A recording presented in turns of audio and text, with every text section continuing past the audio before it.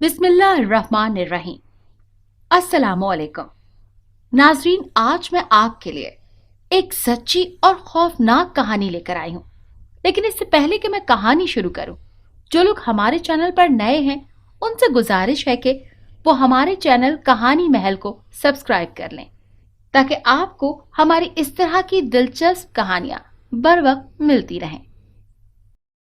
मेरी सौतेली माँ मुझे बहुत मारती पीटती थी। यूं मैं रोज रात 12 बजे सूरह जिन की तिलावत करती, ताकि मैं उनको काबू कर लूं और अम्मा जब भी मुझे पीटे जिन्नात मुझे बचा लें। यूं आज मुझे पढ़ते तीसरा दिन था कि अचानक मेरा नाम महविश है। मेरी उम्र 20 साल है। बचपन में ही माँ छोड़कर चली गई। अब्बा ने अम्मा के जाने के बाद दूसरी शादी कर ली। मेरी सौतेली माँ तहनीत मुझ पर बहुत जुल्म करती। वो घर का सारा काम मुझसे करवाती और अपने बच्चों का बचा कुचा खाना मुझे देती। खाने के लिए मैं जिस तरह गुजारा कर रही थी वो मुझे ही मालूम था। मैं ही जानती थी जिंदगी इस कदर मुश्किल हो गई थी कि अब तो मैं तंग आ गई थी। रोज के तानों तंज ने मेरी हंसती खेलती जिंदगी तबाह कर दी थी। अब मेरी बर्दाश्त जैसे खत्म होने को थी। सौतेली माँ का जब भी जी चाहता वो मुझे सुना देती। यही मेरी जिंदगी का मामूल बन गया था। मुझे आज भी वो दिन याद है जब मैं 5 साल की थी।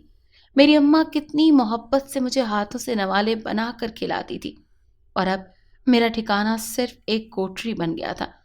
कभी नहीं सोचा था कि जिंदगी ये दिन भी दिखाएगी। माँ के जाने के बाद बाप ने भी मुझसे जैसे कतई ताल्लुक ही इख्तियार कर ली थी। मैं बिल्कुल अकेली हो गई थी। सौतेली माँ ने पढ़ने न दिया और मैं घर में बर्तन मांजती रह गई। पर मैं एक बात की बहुत पाबंद थी। मैंने बहुत सुन रखा था कि रोज रात को अगर सूरह जिन की तिलावत की जाए तो जिन को काबू किया जा सकता है।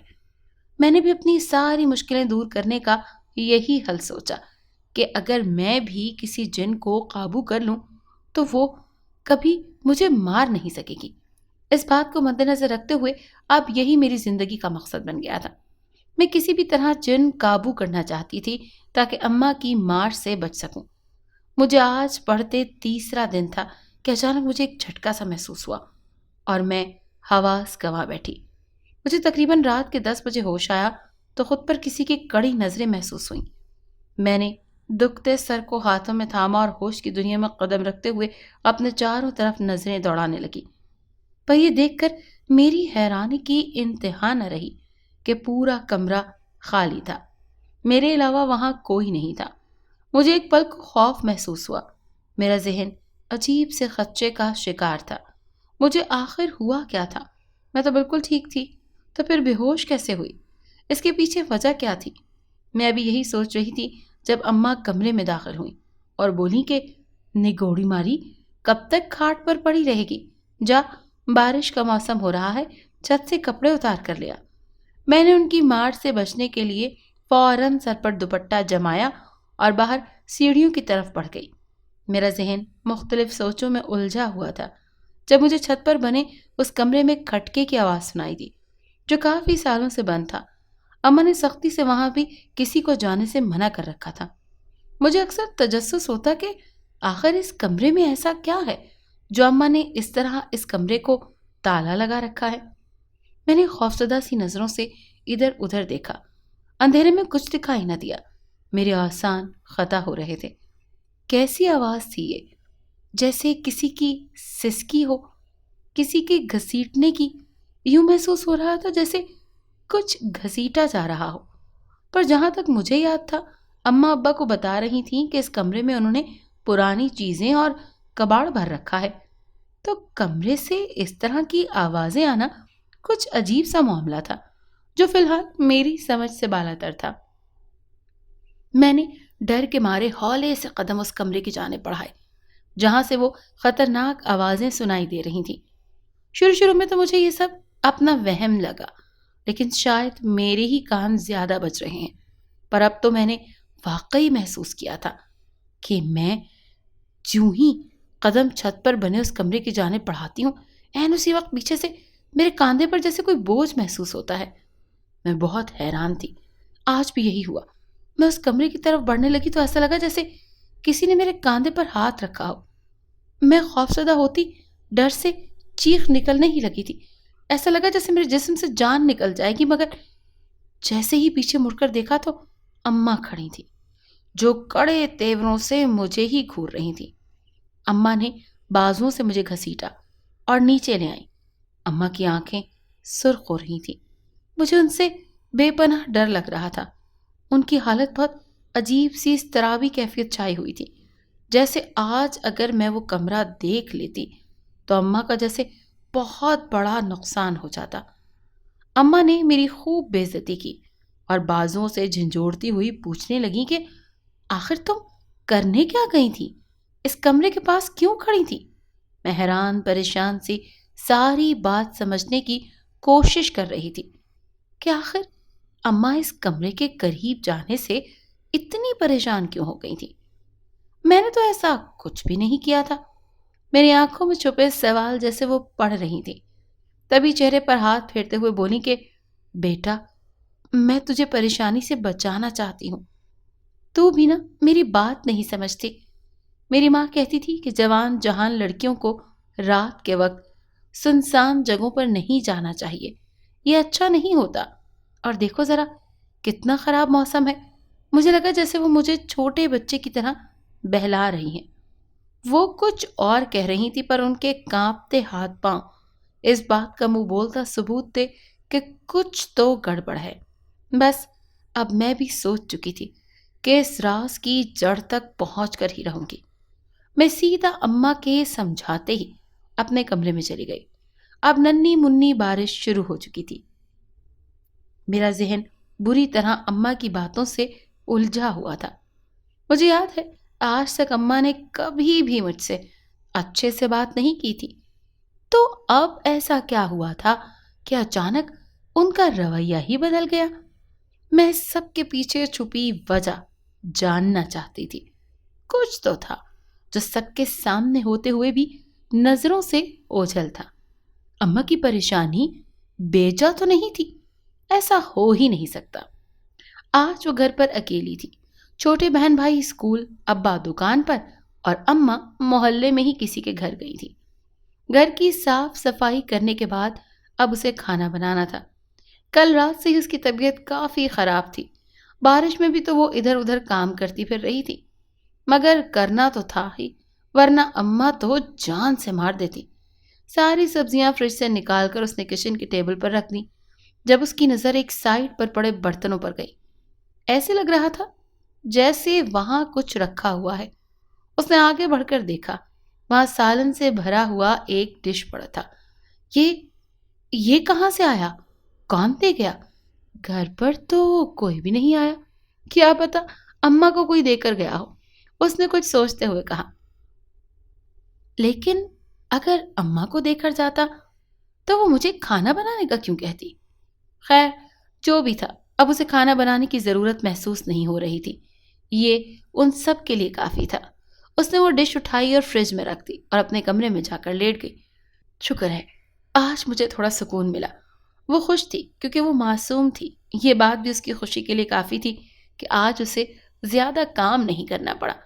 यूं ही लेटे लेटे कब उसकी आंख लग गई थी उसे पता ही न चला। पता तो तब चला जब उसकी अम्मा उसके सर पर खड़ी उसे कुछ बोल रही थी। वो फौरन से पहले उठ बैठी। क्या हुआ अम्मा? अरे ये कौन सा वक्त है सोने का? पता भी है इस वक्त छोटे बहन भाई स्कूल से आते हैं, मगर ये महारानी यहाँ आराम फरमा रही हैं। वो इस किस्म की बातें रोज ही सुनती थी और अब तो उसे आदत हो गई थी, मगर फिर भी अपनी इतनी बेइज्जती और घर वालों की नाइंसाफी पर हर बार उसे बहुत दुख होता था। अब उठ गई हो तो जाके रोटी बनाओ, भूख लगी होगी उन्हें, मेरे लिए भी बना दो। वो इसे हुक्म देती जा चुकी थी और अब इस सब के लिए रोटी बनानी थी।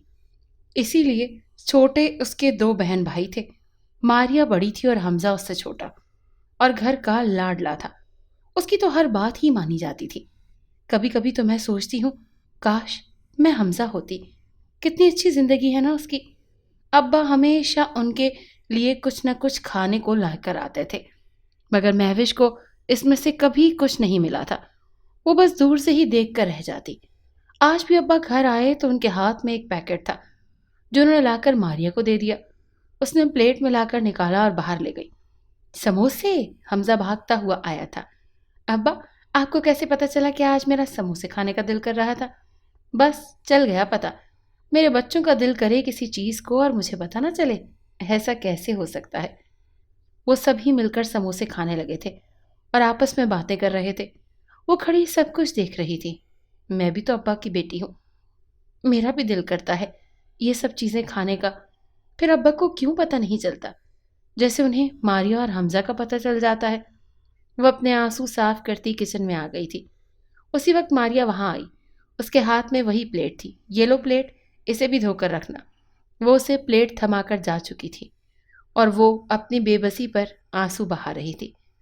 کچن کا سارا کام ختم کر کے وہ اپنے کمرے میں سونے کے لیے آ چکی تھی۔ کمرہ بھی نام کی طرح گھر کا فضول سامان بھی یہیں پڑا تھا، اور اس کے لیے ایک چھوٹا سا پرانا سا بیڈ تھا جو سونے کے لیے رکھا گیا تھا، اور ایک ٹوٹی پھوٹی سی الماری تھی۔ یہ سامان دراصل اس کی اپنی ماں کا تھا جو اسے دے دیا گیا تھا۔ اسے یہ ٹوٹی چیزیں بھی جان سے زیادہ عزیز تھیں، کیونکہ یہ اس کی ماں کی تھیں جو اسے بہت پیاری تھی۔ وہ کمرے میں آئی تو وہاں بیڈ کی سائڈ پر ہی ایک پلیٹ پڑی تھی جس میں سموسے رکھے تھے۔ یہ کہاں سے آئے؟ وہ حیران تھی، کیونکہ جو سموسے اس کے ابا لائے تھے وہ تو اسی وقت ختم ہو چکے تھے، اور اگر بچے بھی ہوتے تو اسے کہاں سے ملتے؟ مگر یہ کہاں سے آئے تھے؟ وہ اسے اپنا وہم ہی لگ رہا تھا، مگر پھر اس نے آگے بڑھ کر اٹھا کر کھانا شروع کر دیے۔ یہ تو اصلی والے ہیں۔ اب وہ اپنی حیرانی کو پیچھے چھوڑتی خوشی سے سموسے کھانے لگی۔ کھانے سے فارغ ہو کر اب وہ سونے کے لیے لیٹ گئی تھی، یہ جانے بغیر کہ یہ سموسے کہاں سے آئے تھے۔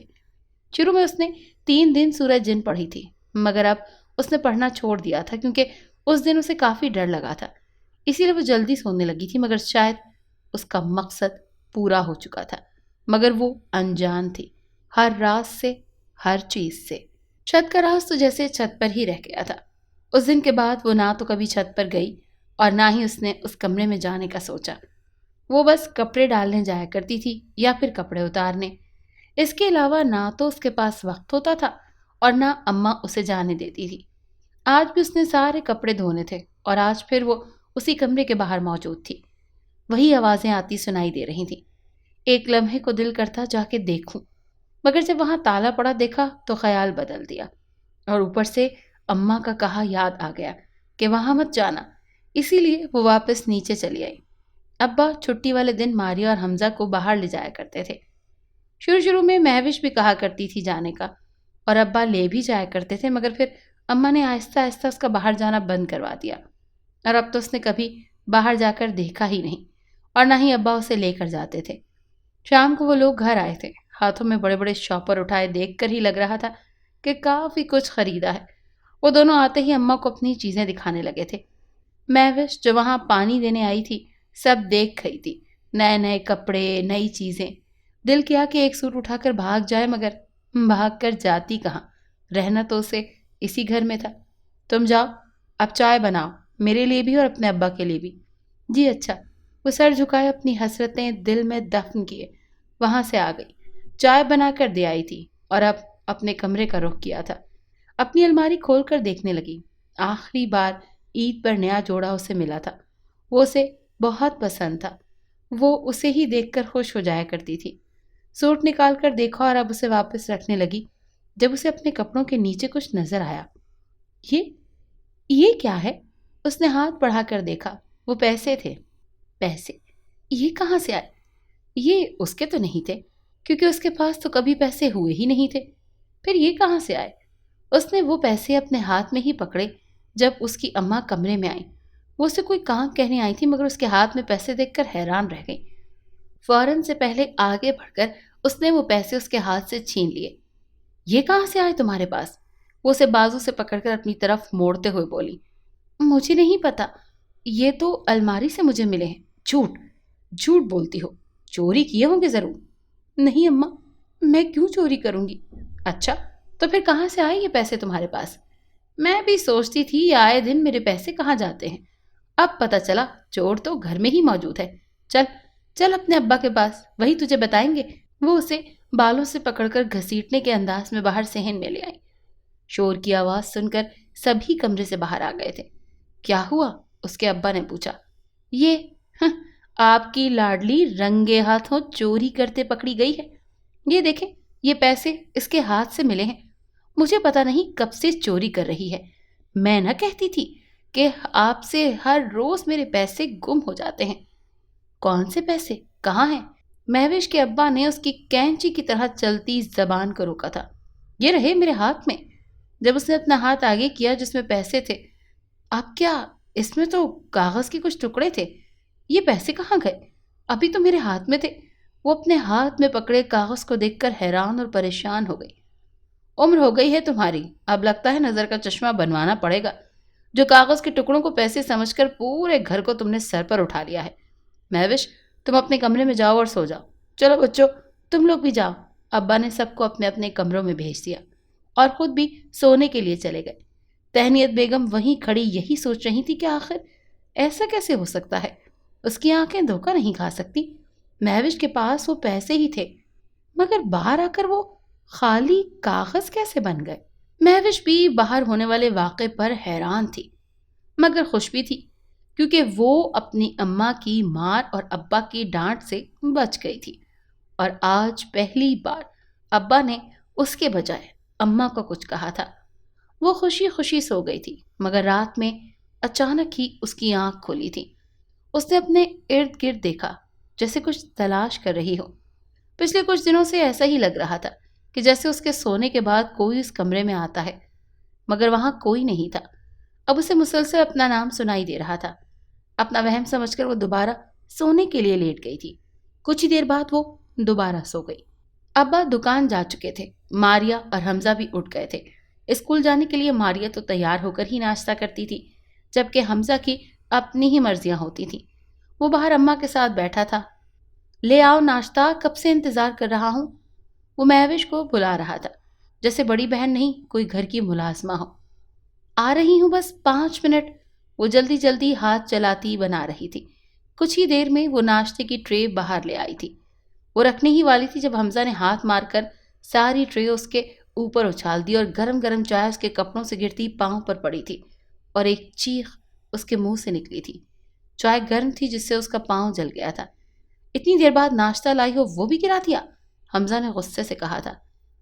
دھیان میں رہا کرو، کہا تھا نا، تمہارا کوئی کام ہوتا بھی ہے دھیان سے؟ تم اگر میرے اوپر گرا دیتی تو کیا ہوتا، یا میرے بچے پر گر جاتی تو؟ اماں اسے ڈانٹنے لگی۔ میں تو جا رہا ہوں، مجھے نہیں کرنا کوئی ناشتہ۔ وہ اٹھ کر جانے لگا۔ ارے حمزہ بیٹھو، میں خود اپنے بچے کے لیے ناشتہ بنا کر لاتی ہوں، وہ بڑے لاڈ سے بولی۔ مجھے دیر ہو رہی ہے اسکول سے، ابھی نہانا بھی ہے مجھے نہیں کرنا ناشتہ۔ وہ جاتا جاتا ایک طنزیہ نظر مہوش پر ڈال گیا۔ وہ سمجھ گئی تھی کہ اس نے مہوش سے کل کی بات کا بدلہ لیا تھا۔ کل جب اس نے اسے اپنا ہوم ورک لکھنے کا کہا تو اس نے کام کا کہہ کر منع کر دیا تھا۔ وہ واش روم میں نہانے گیا تھا کہ تھوڑی دیر بعد ہی وہاں سے اس کے چیخنے کی آوازیں آنے لگی تھی۔ اماں بھاگتی ہوئی گئی، مگر دروازہ اندر سے بند تھا۔ ابا کی دکان پاس ہی تھی۔ ابا کو بلایا تو مشکل سے دروازہ کھولا۔ اندر حمزہ کونے میں لگا بیٹھا تھا۔ ابا اسے کپڑے پہنا کر باہر لائے۔ اس کا جسم جلا ہوا تھا۔ یہ کیا ہوا ہے اسے؟ اماں اسے دیکھتے ہوئے ہولیں۔ حمزہ، یہ کیسے ہوا؟ مجھے نہیں پتا، وہ رونے کے ساتھ ساتھ بتا رہا تھا۔ میں نے نہانے کے لیے شاور کھولا تو بہت گرم پانی تھا۔ میں نے بہت کوشش کی تھی بند کرنے کی، مگر بند ہی نہیں ہو رہا تھا۔ گرم پانی کہاں سے آیا؟ اب تو گرمی کا موسم تھا اور گیزر تو چلتا ہی نہیں تھا۔ ابا اسے لیے اسپتال چلے گئے اور اماں کسی سوچ میں پڑ گئیں۔ اسے مسلسل 3 دن سے ایک ہی خواب آ رہا تھا۔ وہ اس کمرے کے سامنے موجود تھی جو گھر کی چھت پر بنا تھا اور جہاں اماں نے جانے سے روکا تھا۔ اس کمرے سے اسے پہلے تو رونے اور سسکنے کی آوازیں آیا کرتی تھیں، مگر خواب میں کوئی اس کا نام لے کر اسے بلاتا تھا۔ رات میں بھی یہی خواب اسے آیا تھا، اور اب وہ سوچ رہی تھی کہ پرانی ہر بات، جب سے اس نے وہ صورت پڑھی تھی تب سے اسے سب کچھ محسوس ہو رہا تھا۔ آج اس نے سوچا تھا کہ وہ اس کمرے کا راز جان کر رہے گی۔ اماں آج ساتھ والوں کے گھر میلاد پر گئی تھی اور آج اس کے پاس موقع تھا۔ وہ چھت پر چلی آئی تھی۔ وہ آہستہ آہستہ چلتے کمرے کے قریب آئی تھی، مگر آج وہاں تالا نہیں لگا ہوا تھا۔ وہ حیران تھی، اماں نے تو کبھی بھی اس کمرے کا تالا نہیں کھولا تھا۔ وہ تو ہمیشہ بند رہتا تھا، مگر آج وہ کھلا کیسے تھا؟ وہ چلتے چلتے کمرے میں داخل ہو گئی۔ اماں گھر واپس آ گئی تھی۔ مہوش، کہاں ہو مہوش؟ وہ اسے آواز دے رہی تھی، مگر وہ تو کہیں بھی نہیں تھی۔ پورا گھر دیکھ لیا تھا، وہ کہیں نہیں تھی۔ شام سے رات ہوئی تھی، ابا بھی گھر آ چکے تھے۔ بہت ڈھونڈا مگر وہ نہیں ملی۔ وہ لوگ باہر کے صحن میں بیٹھے تھے جب وہ سیڑھیوں سے اترتی نیچے آ رہی تھی۔ مہوش، تم کہاں تھی شام سے؟ سب تمہیں ڈھونڈ رہے تھے، اماں آگے بڑھ کر اس سے پوچھ رہی تھی، مگر وہ خاموش تھی۔ بہری ہو گئی ہو؟ کچھ پوچھ رہی ہوں، جواب دو۔ جواب تو تم دو گی اب تہنیت۔ اس کی آواز بدلی سی تھی اور آنکھوں میں بلا کی وحشت۔ یہ کیسے بات کر رہی ہو تم اپنی ماں سے؟ ماں نہیں، بہن۔ مہوش نے آگے بڑھ کر اسے گلے سے پکڑا تھا۔ بتاؤ، آج سب کو سچ بتاؤ کہ سچ کیا ہے، کہ کیسا سچ؟ چھوڑو مجھے۔ ابا بھی یہ سب دیکھ کر کھڑے ہو گئے۔ مہوش چھوڑو اسے، کیا کر رہی ہو؟ ماں ہے تمہاری۔ سب نے مل کر کوشش کی تھی مگر اس نے نہیں چھوڑا تھا۔ بتا، سب کو سچ بتا، کیا تھا سچ؟ اور کیا کیا تھا تم نے میرے ساتھ 15 سال پہلے؟